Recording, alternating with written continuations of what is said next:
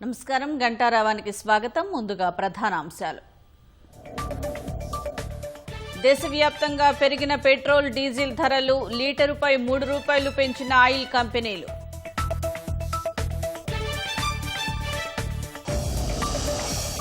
Neat రద్దు మోదీ సర్కార్ వైఫల్యానికి నిదర్శనమన్న సీఎం. లీకేజీల్లో బీజేపీ, బీఆర్ఎస్ మధ్య పోలికలు ఉన్నాయని ఆరోపణ. నీట్ మళ్లీ నిర్వహించేందుకు కేంద్రం కసరత్తు. అధికారులతో ధర్మేంద్ర ప్రధాన్ ఉన్నత స్థాయి సమీక్ష.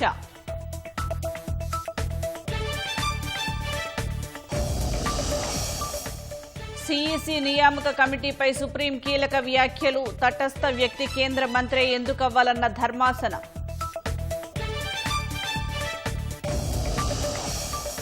బండి భగీరథ్ ముందస్తు బెయిల్పై నేడు హైకోర్టు తీర్పు. బాధితురాలి వాంగ్మూలం ఆధారంగా పోలీసుల ఆధారాల సేకరణ.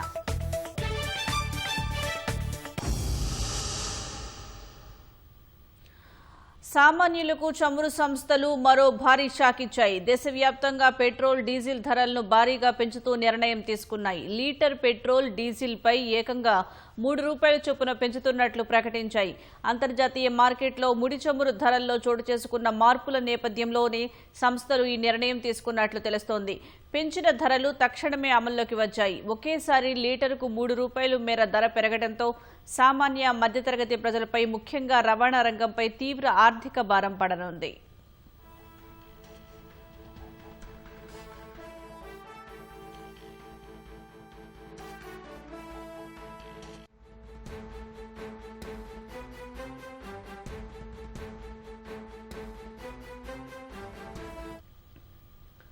పెట్రోల్, డీజిల్ రేట్ల పెరుగుదలపై మరింత సమాచారం మా ప్రతినిధి తిరుపాల్ రెడ్డిని అడిగి తెలుసుకుందాం. తిరుపాల్ రెడ్డి, ఇంధన ధరలు పెంపునకు గల ప్రధాన కారణాలేంటి? గత కొన్ని రోజులుగా పెట్రోల్, డీజిల్ ధరలు పెరుగుతాయని చెప్పి ప్రచారం జరుగుతూ ఉంటుంది. ప్రధానంగా క్రూడ్ ఆయిల్ ధరలు పెరగడము, అదేవిధంగా హార్మోజ్ నది దానికి సంబంధించిన మార్గం పూర్తిగా మూసివేతకు గురి కావడము, రెండోది ఈ యుద్ధ కారణంగా పెట్రోల్, డీజిల్ అంటే దిగుమతి చేసుకుంటున్న పెట్రోల్, డీజిల్ పూర్తిగా తగ్గిపోవడంతో, ముడి చమురు తగ్గిపోవడంతో ఈ ధరల పెరుగుదల జరుగుతుందని చెప్పేసి గత కొంతకాలంగా పెద్ద ప్రచారం జరిగింది. అయితే 5 రాష్ట్రాలలో ఎన్నికలు ఉన్నందున ఈ ధరల పెంపు కాస్త ఆలస్యమైనట్టుగా పెట్రోల్, డీజిల్ డీలర్స్ అసోసియేషన్ చెప్తున్నారు. ఎప్పుడైతే ఈ 5 రాష్ట్రాల్లో ఎన్నికలు పూర్తయ్యాయో ఈ పెట్రోల్, డీజిల్ ధరల పెంపు మీద దృష్టి సారించినట్టుగా తెలుస్తుంది. అయితే ఈ యుద్ధ సమయంలో హార్మోజ్ జలసంధి మూసివేత సమయంలో పెద్ద ఎత్తున ముడి చమురు ధరలు పెరిగినాయి. దాదాపు $120 వరకు, అంటే ఒక క్రూడ్ ఆయిల్ సంబంధించి బ్యారెల్ $120 వరకు పెరిగింది. ఆ తర్వాత క్రమంగా తగ్గి ప్రస్తుతం $104 నుంచి $105 క్రూడ్ ఆయిల్ ధర ఉండాలి. ఈ నేపథ్యంలో పెరిగిన సమయంలో దాదాపు 10,000 కోట్లకు పైగా చమురు సంస్థలు నష్టపోయాయన్న ప్రచారం జరుగుతుంది. ఈ నష్టాన్ని పూడ్చుకోవడానికి కేంద్ర ప్రభుత్వం పెట్రోల్, డీజిల్ పైన ధరలు పెంచాలని చెప్పి నిర్ణయించింది.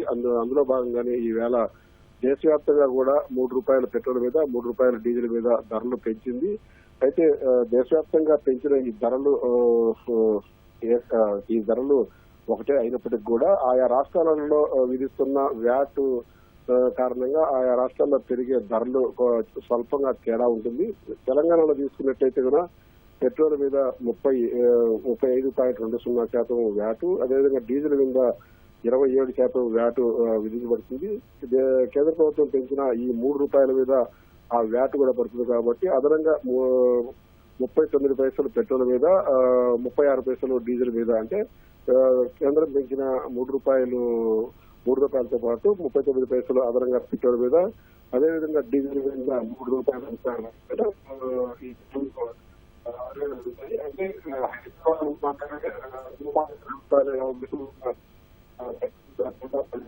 89 పైసలు చేరింది. అదేవిధంగా డీజిల్ ₹197.70 ఉన్నది 98-96 పైసలు చేరింది.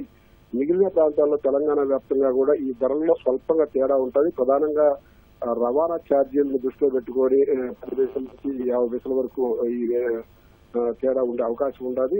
రాష్ట్ర వ్యాప్తంగా కూడా నిజామాబాద్, ఆదిలాబాద్ ఆ ప్రాంతాల్లో కొంత ఎక్కువ ఉంటుంది, అదే హైదరాబాద్ లో కొంత తక్కువ ఉంటుంది. ఇట్లా రకరకాల ఒక్కొక్క ప్రాంతంలో ఒక్కొక్క ధర ఉండే అవకాశం ఉండాలి. 4 సంవత్సరాల తర్వాత ధర పెంచడం ఇదే మొట్టమొదటిసారి అని చెప్పవచ్చును. 2022 జూన్ లో ధరలు పెరిగాయి. ఆ తర్వాత ధరలు పెరగలేదు, స్థిరంగా ఇప్పటి వరకు కొనసాగాయి. మొదటిసారి 3 రూపాయలు పెరిగింది.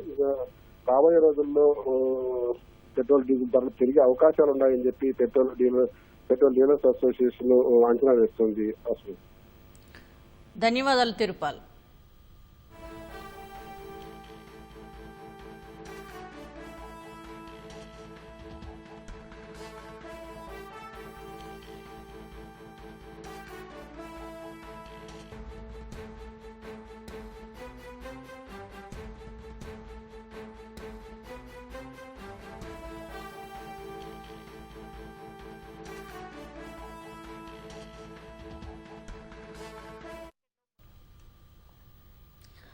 సామాన్యులకు చమురు సంస్థలు మరో భారీ షాక్ ఇచ్చాయి. దేశవ్యాప్తంగా పెట్రోల్, డీజిల్ ధరలను భారీగా పెంచుతూ నిర్ణయం తీసుకున్నాయి.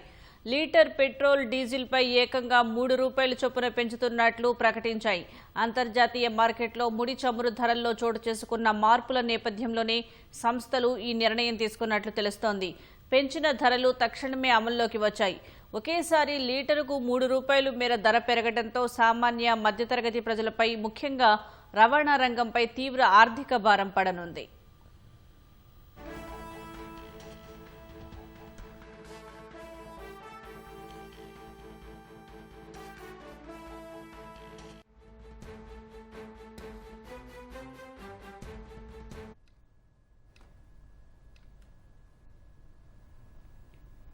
దేశంలో పెట్రోల్, డీజిల్ ధరల పెంపుపై మరింత సమాచారం ఏపీ ఎఫ్పీటీ అధ్యక్షుడు రావి గోపాలకృష్ణ గారిని అడిగి తెలుసుకుందాం. రావి గోపాలకృష్ణ గారు, నమస్తే అండి. నమస్తే అండి. సార్, దేశవ్యాప్తంగా చమురు ధరలో ఎలాంటి మార్పులు జరిగాయి? అంటే యాక్చువల్ గా ఒక్కొక్క లీటర్ కి ఆయిల్ కంపెనీలు చెప్తున్న దాని ప్రకారం 50 రూపాయల దాకా నష్టం జరుగుతుందండి. ఈ నష్టాన్ని ఎలా భర్తీ చేసుకోవాలనేది కొంత ఇబ్బందికరమైన పరిస్థితులు ఆయిల్ కంపెనీలు ఎదుర్కొంటున్నాయి. దాని మీద ఈ రోజు మేము ఎక్స్పెక్ట్ చేసింది కానీ, ప్రజలందరూ అనుకుంటుంది కానీ 10 రూపాయల దాకా, 5 నుంచి 10 రూపాయల దాకా పెంచుతారు అనుకున్నారు కానీ దాన్ని కేవలం 3 రూపాయలకి తగ్గించి వాళ్ళు పెంచడం జరిగింది ఆయిల్ కంపెనీలు. ఇది ఒక రకంగా ఆయిల్ కంపెనీల మీద చాలా పెద్ద భారం పడుతుందండి. ఇది దాదాపు 2 నెలల నుంచి ఈ పరిస్థితి నెలకొంది. ఇంతకు ముందు మన దేశంలో క్రూడ్ ఆయిల్ ధరలు $60 ఉండేదండి బ్యారెల్. అలాగే డాలర్ కూడా దాదాపు 8-9 రూపాయల దాకా డాలర్ కూడా పెరగటం జరిగింది. సో ఈ పరిణామాల్లో ఇవాళ $120 పైన మనం ఆయిల్ కొనుగోలు చేస్తున్నాం. మన రిజర్వ్స్ అయిపోయి ఇప్పుడు ఎమర్జెన్సీగా కొనాలంటే మాకు తెలుస్తున్న సమాచారం $120 కొంటున్నాం కనుక ఇప్పుడున్న రేటుని డబుల్ చేస్తే గానీ పరిస్థితులు చక్కబడవండి. కానీ ఇప్పుడు ఎంత పెరిగినా వినియోగదారుల మీద గాని, అట్లాగే ఇప్పుడు ఈ రైతులకు గాని, కూరగాయలు గాని, నిత్యావసర వస్తువులు అన్ని ధరలు కూడా పెరుగుతాయి అనేది ప్రభుత్వం ద్రవ్యోల్బణం పెరుగుతుందనే ఉద్దేశంతో జాగ్రత్తగా ఒక్కొక్క అడుగు వేసుకుంటూ వస్తున్నాయి అనేది మాకు అర్థం అవుతుందండి. అదండి. గోపాలకృష్ణ గారు, చమురు కంపెనీలు అమల్లోకి తెచ్చిన ధరల పెంపు నిర్ణయం వల్ల ఆ కంపెనీల నష్టం భర్తీ అయినట్టేనా, ఇంకా వడ్డన ఉంటుందంటారా? లేదండి, ఇంకా చాలా గ్యాప్ ఉందండి. ఇది ఇప్పుడు పెంచిన దానికి దాదాపు ఇంకా 45 రూపాయల నుంచి 50 రూపాయల దాకా సుమారుగా ఇంకా వాళ్ళకి నష్టం వస్తుందనేది ఆయిల్ కంపెనీలు చెప్తున్న విషయం. అది ప్రత్యక్షంగా కూడా మనం చూస్తున్నాం. $60 $120 అవటం, అట్లాగే డాలర్ రేటు పెరగటం, ఇవన్నీ కూడా ప్రత్యక్షంగా మేము కూడా గమనిస్తున్నామండి. సో మేము చెప్పేది ఏంటంటే, వినియోగదారులు అందరికి కూడా మేము కూడా తెలియజేసేది ఏంటంటే, వినియోగాన్ని అనవసరమైన దానికి వినియోగించొద్దు. మీరు బయట తిరగటం అనేది కానీ, అట్లాగే అనవసరమైన తిరగకుండా ఉంటే గనక మనం ఒక లీటర్ మీద చాలా సేవ్ చేయగలిగిన వాళ్ళు అవుతాము. అట్లాగే దేశానికి కూడా మనం మంచి చేసిన వాళ్ళు అవుతాం అనే ఉద్దేశంతో ఈ గడ్డు కాలం పోయేదాకా మాత్రం కొంచెం జాగ్రత్తగా ఉండాలని మేము కూడా వినియోగదారులకు తెలియజేస్తున్నాం. గోపాలకృష్ణ గారు, ప్రభుత్వం ఇంధన పొదుపు అంటోంది కదా, అయితే మీరు అసోసియేషన్ నుంచి ప్రభుత్వానికి చేస్తున్న సూచనలు ఏంటి? మేము ప్రభుత్వానికి కొన్ని సూచనలు చేయదలుచుకున్నామండి. ఏదైతే ప్రధానమంత్రి గారు వారి కాన్వాయ్ దగ్గర నుంచి ప్రతిదీ కూడా తగ్గించాలనే కోణంలో ఉన్నారు. అలాగే రాష్ట్ర ప్రభుత్వం, రాష్ట్ర ముఖ్యమంత్రి గారు కూడా నిన్న పిలిపించారు వీలైనంత వరకు వెహికల్స్ తగ్గించుకోమని చెప్పి. దీన్ని దృష్టిలో పెట్టుకుని మేము కూడా కొన్ని సూచనలు ప్రభుత్వానికి చేయాలనుకున్నాం. రాష్ట్ర ప్రభుత్వానికి ముఖ్యంగా ఈ రోజు మేము సివిల్ సప్లైస్ కమిషనర్ గారిని కూడా కలుద్దామని అనుకుంటున్నాం. ముఖ్యంగా దాంట్లో ఏంటంటే టైమింగ్ ని కొంత తగ్గించగలిగితే రాత్రిపూట అనవసరంగా ఈ తిరిగే ఈ యూత్ కి మనం ఎంత చెప్పినా అర్థం కాని పరిస్థితిలో ఉన్నారు. వాళ్ళు నైట్ 10 తర్వాత వాళ్ళు వెహికల్స్ వేసుకుని దాదాపు 11-12 దాకా తిరిగే పరిస్థితులు ఏర్పడ్డాయి కనుక, అనవసరంగా తిరుగుతున్న సంఘటనలు జరుగుతున్నాయి కనుక ఉదయం 6 గంటల నుంచి 10 గంటల దాకా పెట్రోల్ బంకులు నడపగలిగినట్టయితే కొంత మనం ఆ విధంగా సేవ్ చేయగలిగిన వాళ్ళం అవుతాం అనేది మా మొదటి సూచన అండి. రెండోది, ఈ కరెంటు వినియోగం కూడా తగ్గించాలనేది కూడా ప్రభుత్వం చెప్తున్నమాట. ఆ దృష్టిలో గనక చూసినట్టయితే దాదాపు రాష్ట్రంలో 5,000 పెట్రోల్ బంకులు ఉన్నాయి. ఈ 5,000 పెట్రోల్ బంకులకి యావరేజ్ గా నైట్ టైం వినియోగం 20 నుంచి 25 యూనిట్లు ఉంటది. అంటే దాదాపు 1,25,000 యూనిట్లని మనం రోజు సేవ్ చేసిన వాళ్ళు అవుతాం. దాన్ని ఒకటి తగ్గించుకోగలిగితే బాగుంటది. ఈ రెండు అంశాలని పరిగణలో తీసుకుని గనక చేయగలిగితే కొంత మన ఒక ఇండస్ట్రీస్ కి మనం సప్లై చేసిన వాళ్ళు అవుతాం. 1,25,000 యూనిట్లు అంటే. అలాగే మేము ఏం చెప్తున్నామంటే ఎమర్జెన్సీస్ కి మేము 24 అవర్స్ సప్లై చేస్తామని కూడా చెప్తున్నాం. మా సిబ్బంది ఎప్పుడు ఉంటారు పెట్రోల్ బంకుల్లో. సో అత్యవసరమైన సేవలకి మేము ఎప్పుడైనా సరే 24 అవర్స్ చేస్తాం. బట్ వినియోగదారులకు మాత్రం మార్నింగ్ 6 to 10 పెట్టాలనేది మేము ప్రభుత్వాన్ని కోరదలుచుకున్నామండి. ధన్యవాదాలు గోపాలకృష్ణ గారు.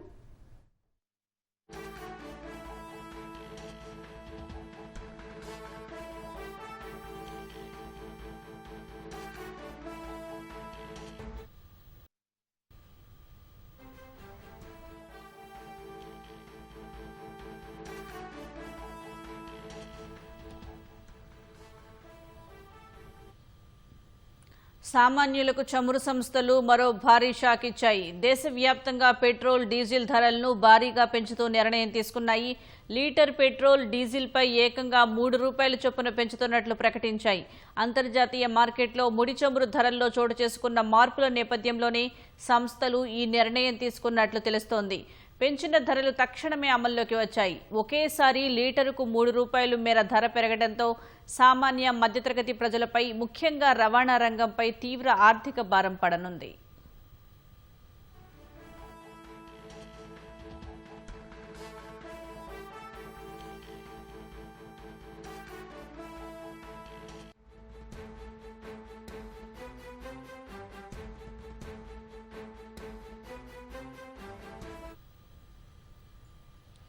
పెట్రోల్, డీజిల్ ధర పెంపుపై హైదరాబాద్ నుంచి మరింత సమాచారం మా ప్రతినిధి శివరామకృష్ణ ప్రత్యక్ష ప్రసారం ద్వారా అందిస్తారు.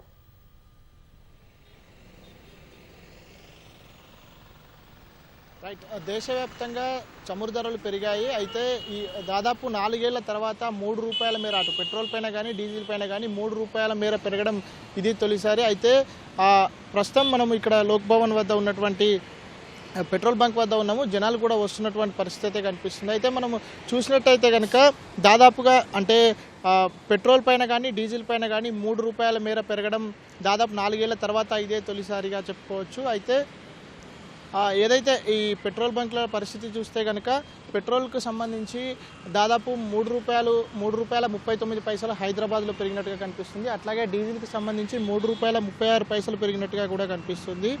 అయితే దీనికి గల ప్రధాన కారణాలు కనుక విశ్లేషిస్తే ఈ ధరల పెంపు కనుక మార్కెట్లో ముడి చమురు ధరల పెరుగుదల, ముఖ్యంగా పశ్చిమాసియాలో కొనసాగుతున్నటువంటి ఉద్రిక్త పరిస్థితులు ఏవైతే ఉన్నాయో ఇరాన్, ఇజ్రాయిల్, అమెరికాకు సంబంధించినటువంటి ఘర్షణల ప్రభావంతో క్రూడాయిల్ ధరలు భారీగా పెరిగాయి. అయితే యుద్ధ ప్రారంభ సమయంలో ఒక క్రూడాయిల్కి బ్యారెల్ ధర దాదాపు $70 ఉన్నది. ఇటీవలి కాలంలో $120 వరకు కూడా చేరి మళ్ళీ తర్వాత $105 చేరుకున్నటువంటి పరిస్థితి కనిపిస్తుంది. అయితే ఈ ధరల్లో అనిశ్చితి కారణంగా కూడా ఇక్కడ ముడి చమురు ధరలు పెరగడం ద్వారా అట్లాగే ఇక్కడ పెట్రోల్ డీజిల్ ధరలు కూడా పెరిగినట్టుగా కూడా తెలుస్తుంది. అట్లాగే మన భారత్ చూస్తే కనుక చమురు అవసరాల్లో దాదాపు 85 నుంచి 90% దిగుమతులపైన ఆధారపడుతుంది. అందువల్ల అంతర్జాతీయ మార్కెట్లో వచ్చేటువంటి చిన్న చిన్న మార్పులు కూడా దేశీయ ఇంధన ధరలపైన కూడా భారీ ప్రభావం కనిపించేటువంటి అవకాశం అయితే కనిపిస్తుంది. అట్లాగే ప్రభుత్వ రంగ ఆయిల్ సంస్థలు కొంతకాలంగా అంటే దాదాపు ఒక 3-4 నెలల నుంచి కూడా చూస్తే అంటే ఇంధన వనరులు ఉన్నాయని చెప్పి ప్రభుత్వం చెప్పినట్టు కూడా క్షేత్రస్థాయిలో పరిస్థితులు వేరుగా ఉన్నాయి. దాదాపు అయితే ఇండియన్ ఆయిల్ కానీ భారత్ పెట్రోలియం కానీ HPCL వంటి సంస్థలు గత కొంతకాలంగా మార్కెట్ ధరలు తక్కువగా ఇంధనాన్ని విక్రయిస్తున్నట్లు కూడా కేంద్ర పెట్రోలియం శాఖ కూడా తెలిపినటువంటి పరిస్థితి అయితే ఉంది. దాదాపుగా 1000 కోట్లలో నష్టం జరిగినట్లు కేంద్ర మంత్రి హర్దీప్ సింగ్ పూరి ఇటీవల ప్రకటించారు. అట్లాగే ఈ మొత్తం పెరిగిందని చూస్తే కనుక సాధారణ జనాలు ఎవరైతే ఉంటారో మధ్యతరగతి జనాలపైన కూడా భారీ ప్రభావం పడేటట్టుగా కూడా కనిపిస్తుంది. అయితే మొత్తంగా చూస్తే ఇప్పుడు మన హైదరాబాద్లో చూస్తే కనుక పెట్రోల్ ధర దాదాపుగా 107 నుంచి 110 రూపాయల 78 పైసలు, అట్లాగే డీజిల్ పైన కూడా 98 రూపాయల 90 పైసలుగా చేరుకుంది ధర. అయితే మొత్తంగా ఈ వీటికి సంబంధించి ఇందులో తెలంగాణ రాష్ట్ర ప్రభుత్వం అమలు చేస్తున్నటువంటి వ్యాట్ ఏదైతే ఉందో అది పెట్రోల్ పైన 35.27%, అట్లాగే డీజిల్ పైన 27% కూడా వ్యాట్ అమలు చేస్తున్నట్టుగా తెలుస్తుంది. దాంతో ఇక్కడ తెలంగాణలో చూస్తే ముఖ్యంగా హైదరాబాద్లో ₹3.39 పెట్రోల్ పైన, అట్లాగే ₹3.36 డీజిల్ పైన కూడా పెరిగినట్టుగా కూడా తెలుస్తుంది. అయితే దాంతోపాటు ఇటు పెట్రోల్ డీజిలే కాకుండా CNGకి సంబంధించి కూడా దాదాపుగా రెండు రూపాయలు అంటే కేజీకి ₹2 చొప్పున పెరిగినాయి. ఈ పెరిగిన ధరలు ఈరోజు ఉదయం నుంచి అమల్లోకి రావడంతో మధ్యతరగతి సాధారణ ప్రజలైతే కూడా ఇంత ఒకేసారి పెరగడం పట్ల కొంత అసంతృప్తి వ్యక్తం చేస్తున్నట్లుగా కూడా కనబడుతుంది. అయితే ఈ ధరలు ఏవైతే ఉన్నాయో మరికొన్ని రోజుల్లో మరికొంత పెరిగే అవకాశం ఉంది అని చెప్పి కూడా పెట్రోల్ డీజిల్ డీలర్ అసోసియేషన్ల సంఘం సభ్యులు కూడా చెప్తున్నటువంటి పరిస్థితి కనిపిస్తుంది. ఇది హైదరాబాద్ నుంచి తాజా పరిస్థితి. Over to studio. ధన్యవాదాలు శివరామకృష్ణ.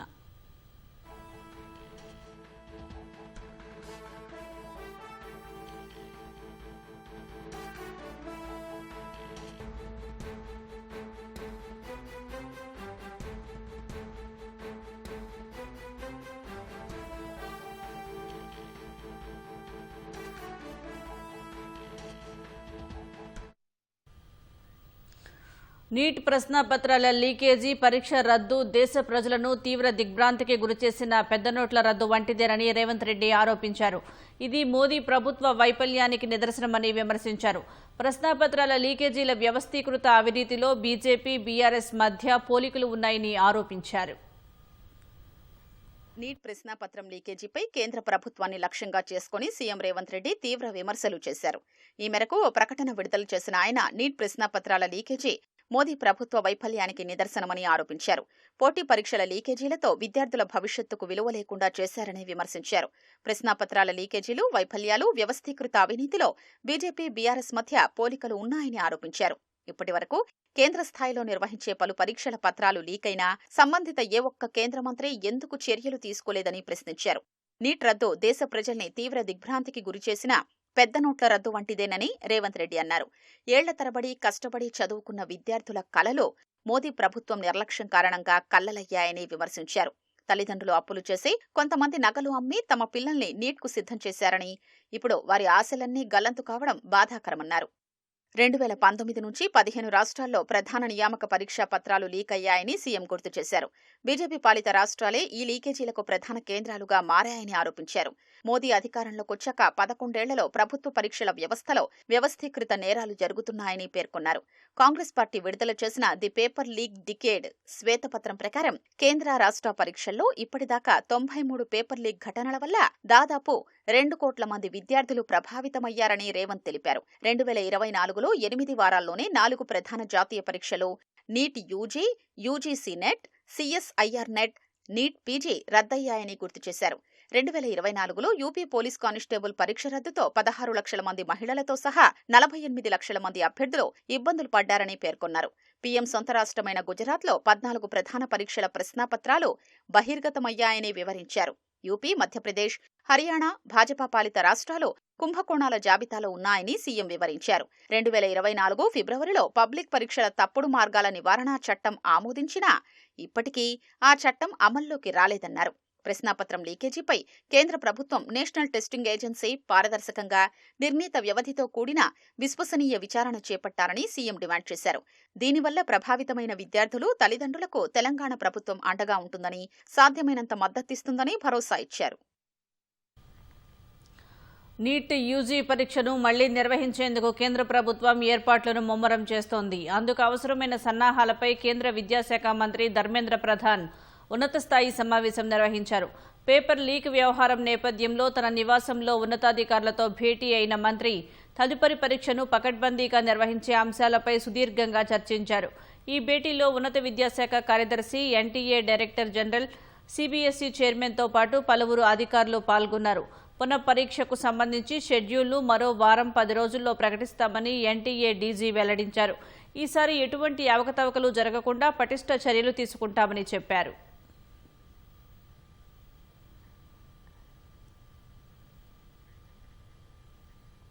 దేశంలో ఎన్నికలను స్వేచ్ఛగా, నిష్పక్షపాతంగా, సజావుగా నిర్వహించాలన్నదే రాజ్యాంగ మౌలిక నిర్మాణ సూత్రమని సుప్రీంకోర్టు స్పష్టం చేసింది. ఎన్నికల సంఘం స్వతంత్రంగా వ్యవహరించుకుంటే, స్వతంత్రంగా ఉన్నట్లు కనిపించుకుంటే ఆశయం నెరవేరుతుందనే భరోసా లభించదని జస్టిస్ దీపాంకర్ దత్తా, జస్టిస్ సతీష్ చంద్ర ధర్మాసనం పేర్కొంది. ప్రధాన ఎన్నికల కమిషనర్ సిఈసి, ఎన్నికల కమిషనర్ల నియామకం, సర్వీసు నిబంధనల చట్టం 2023 చెల్లుబాటును సవాల్ చేస్తూ దాఖలైన 6 పిటిషన్లపై తుది విచారణ నిన్న జరిగింది. సిఈసి, ఈసీల ఎంపిక కమిటీలో ప్రధాని, లోక్సభ విపక్ష నేతతో పాటు 3వ సభ్యుడిగా కేంద్ర మంత్రిని చేర్చడాన్ని పిటిషనర్లు ప్రశ్నించారు. ఈ ఎంపిక తటస్థతను దెబ్బతీస్తుందని పిటిషనర్లు ఆరోపించారు. శాసన నిర్మాణ వ్యవస్థ అధికారాల్లో న్యాయస్థానం జోక్యం తగదని కేంద్రం తరపున ఏజీ వాదనలు వినిపించారు. ఎన్నికల సంఘం కమిషనర్ల ఎంపిక కమిటీలో 3వ తటస్థ వ్యక్తి ఉన్నారనేంత స్థాయిలో విశ్వాసం కల్పించాలని, అది కేంద్ర మంత్రి ఎందుకవ్వాలని ధర్మాసనం ప్రశ్నించింది. సిబిఐ డైరెక్టర్ ఎంపిక కమిటీలో సభ్యుడిగా ఉన్న సిజేఐ ప్రజాస్వామ్యంలో అత్యంత కీలకమైన ఎన్నికల సంఘం కమిషనర్ల ఎంపిక కమిటీలో ఎందుకు ఉండరని నిలదీసింది. ఎంపిక కమిటీలో 3వ సభ్యుడు కేబినెట్ మంత్రి అయితే విపక్ష నేత అభిప్రాయాన్ని సమర్థిస్తారా? ధర్మాసనం ప్రశ్నించింది. యూసుఫ్గూడ విశ్వవిహార్ ల్యాండ్ మార్క్ కన్స్ట్రక్షన్స్ 5వ అంతస్తు ఫ్లాట్లో ఈ తెల్లవారుజామున అగ్ని ప్రమాదం జరిగింది. ఏసీ నుంచి మంటలు చెలరేగడంతో ఇల్లు మొత్తం మంటలు వ్యాపించాయి. మరింత సమాచారం మా ప్రతినిధి సూరిబాబు యూసుఫ్గూడ నుంచి అందిస్తారు.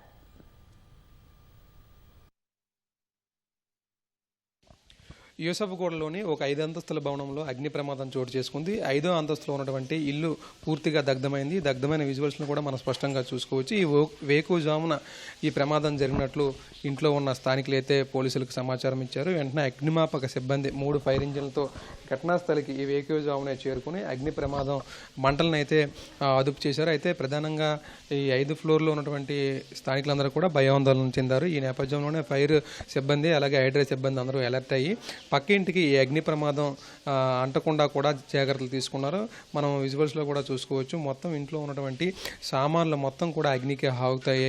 అలాగే విలువైన ఫర్నిచరు, అలాగే ఇంట్లో ఉన్నటువంటి వస్తువులు, అలాగే విలువైన పత్రాలు కూడా మొత్తం అగ్నికి అంటుకొని పూర్తిగా దగ్ధమయ్యాయి.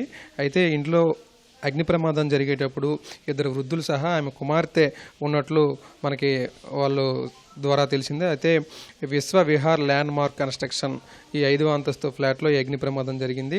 అయితే ఏసీ నుంచి మంటలు ప్రధానంగా పొగలాగా చెలరేగడంతోనే ఈ అగ్ని ప్రమాదం చోటు చేసుకుందని ఆమె కుమార్తె అయితే చెప్పడం జరిగింది. అయితే ఇంట్లో వాళ్ళ అమ్మ లక్ష్మి అలాగే వాళ్ళ నాన్న ప్రసాదు ఇద్దరు కూడా ఇంట్లోనే ఉన్నారని, ఈమె వేరే రూమ్లో ఉండేటప్పుడు ఏసీకి పొగ వస్తుంది చూద్దాం పదండి అని చెప్తే ఒక్కసారిగా మంటలు ఎగసిపడినట్లు కూడా ఆమె చెప్పింది. వెంటనే వాళ్ళ అమ్మని నాన్నని కూడా కిందకి తీసుకొచ్చి ప్రమాదం వాళ్ళకు జరగకుండా చూసిందని ఆమె మనకి వివరాలు చెప్పడం జరిగింది. ఆమె ఇటీవల అమెరికా నుంచి అమ్మగారికి బాగోకపోతే చూడడానికి వచ్చానని, అయితే ఈయన ఉండేటప్పుడు అగ్ని ప్రమాదం జరిగింది కాబట్టి వాళ్ళని కాపాడుకోగలిగానని, లేకపోతే వాళ్ళు కాలు చేతులు కూడా పూర్తిగా నడవలేని పరిస్థితుల్లో ఉంటారని, యాక్టివ్గా కూడా ఉండరని కొన్ని వృద్ధాప్య సమస్యలు, అనారోగ్య సమస్యలు ఉండడంతో ఇంట్లోనే ఉంటున్నారు. వాళ్ళని చూసుకోవడానికి ఇటీవలే వచ్చానని కూడా వాళ్ళ కుమార్తె త్రివేణి చెప్పారు.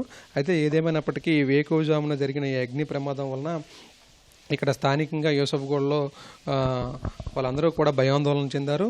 అయితే మొత్తానికి అగ్నిమాపక సిబ్బంది అందరూ కూడా సమాచారం అందుకున్న వెంటనే హుటాహుటిన ఘటనా స్థలానికి చేరుకోవడంతో ప్రాణ నష్టం జరగకుండా అలాగే ఆస్తి నష్టం కూడా ఆర్పడానికి ప్రయత్నం చేశారు. అలాగే ఈ ప్రమాదాన్ని పక్కన ఉన్నటువంటి ఇంట్లోకి వ్యాపించకుండా కూడా తగు జాగ్రత్తలు తీసుకుని వారందరూ కూడా హైడ్రా సిబ్బంది అలాగే ఫైర్ సిబ్బంది స్థానిక పోలీసులందరూ కూడా సమన్వయం చేసుకుని వెంటనే ఘటనా స్థలికి చేరుకుని మొత్తం కూడా అదుపులోకి తీసుకొచ్చారు. అయితే విలువైన పత్రాలు అలాగే వస్తువులు అలాగే ఇంట్లో ఉన్నటువంటి అన్ని సామాన్లు కూడా పూర్తిగా అగ్నికి దగ్ధమయ్యాయని వృద్ధ దంపతుల కుమార్తె త్రివేణి అయితే కన్నీరు మున్నీరు అవుతున్నారు. అలాగే వాళ్ళ అమ్మ నాన్న కాపాడుకోగలిగానని ఉండబట్టి అమెరికా నుంచి వచ్చానని ఆమె చెబుతున్నారు. ఏదేమైనప్పటికీ ఈ వేకువజాము జరిగిన ఈ అగ్ని ప్రమాదం స్థానికంగా కూడా అందరిలో కూడా భయాందోళనను గురి చేసినట్లు చెప్పుకోవచ్చు. Over to you.